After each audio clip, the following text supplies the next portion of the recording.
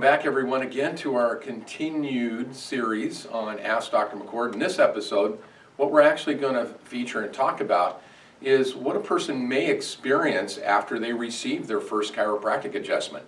A lot of people have questions, apprehensions about going and experiencing chiropractic care because of stories they may have heard.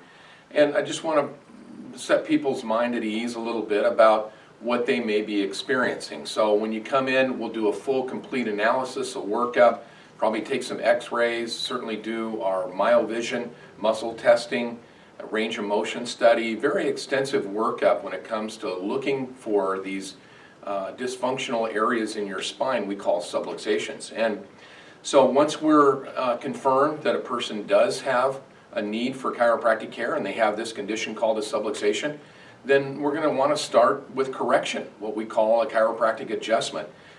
In the medical model, they call that manual manipulation, and I would choose not to use that term, but we actually refer to it as an adjustment because that's literally what we're doing. And most chiropractors have been trained to use their hands. I went to a school where that was primarily the training, to use our hands. With the term chiropractor, actually chiro means hand and practice means done by, and so that's what we were trained to do, and I'm very, very good at doing that, adjusting all full spine, everything from the pelvis up to the atlas vertebra that holds the top of the head, and also extremities. And we use manual care or these adjustments to help with people. Also, that's come about in the last 20, 25, 30 years is instrument adjusting. You may have heard of a term called an activator, or I use the activator in the office. It's a handheld, looks like a pogo stick, and we use that as well. It administers a very fast but shallow thrust to the spine.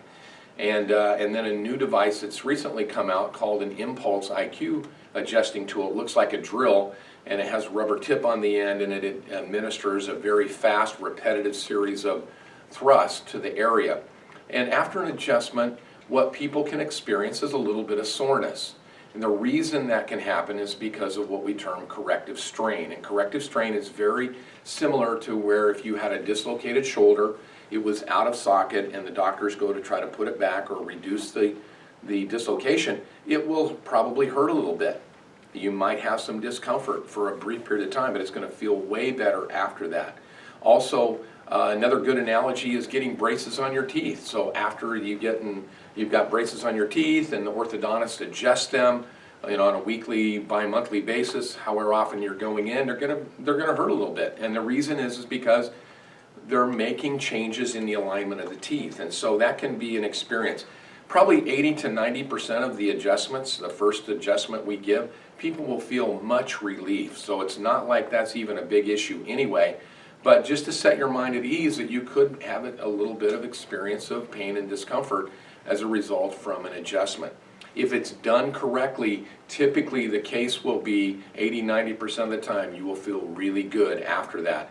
And set yourself up to get these corrections, address the dysfunctions we call subluxations, and enable the nerve system to actually work at an optimum, which is the real basis of what we do when we approach people's health.